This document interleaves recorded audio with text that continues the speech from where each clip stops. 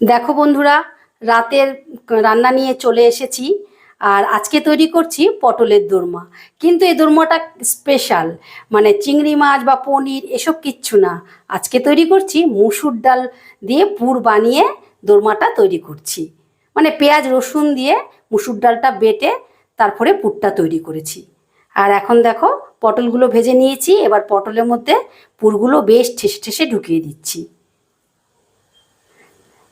রাতের বেলা একটু লুচি করব আর এই পটলের দোরমা।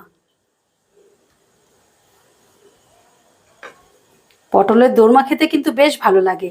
কিন্তু তোমরা হয়তো অন্যান্য পুর দিয়ে খেয়েছো, তা একবার এরকম মুসুর ডালের পুর দিয়ে খেয়ে দেখো, ভীষণ ভালো লাগে খেতে।